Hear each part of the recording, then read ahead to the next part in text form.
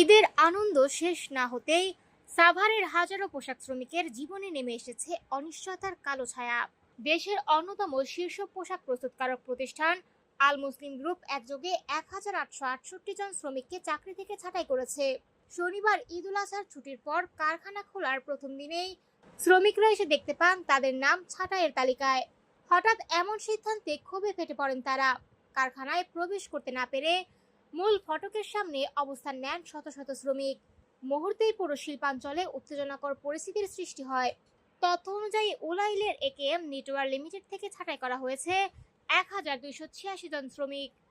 Radio কলোনির Pacific blue jeans war থেকে 529 জন এবং আশুলিয়ার আল মুসলিম অ্যাপারেলস থেকে আরও 53 জন শ্রমিক ও কর্মকর্তাকে অব্যাহতি দেওয়া হয়েছে।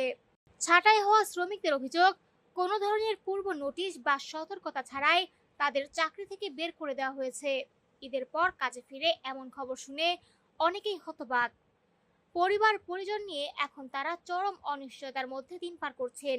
তবে আল মুসলিম গ্রুপের কর্তৃপক্ষ বলছে, বৈশ্বিক ব্যবসায়িক মন্দা এবং আন্তর্জাতিক ক্রয়াদেশ কমে যাওয়ার কারণেই এই সিদ্ধান্ত নিতে হয়েছে। তাদের দাবি, শ্রম আইন অনুসরণ করে প্রত্যেক কর্মীর বকেয়া বেতন ও আইনগত সব পাওনা পরিশোধ করা হয়েছে। এদিকে শ্রমিক নেতারা বলছেন, শ্রম আইনের 20 ধারা অনুযায়ী ছাঁটাই বৈধ হলেও ভবিষ্যতে নতুন নিয়োগ দেওয়া হলে ছাঁটাই হওয়া শ্রমিকদের অগ্রাধিকার দিতে হবে। পরিস্থিতি নিয়ন্ত্রণে রাখতে কারখানাগুলোর সামনে অতিরিক্ত পুলিশ মোতায়েন করা হয়েছে।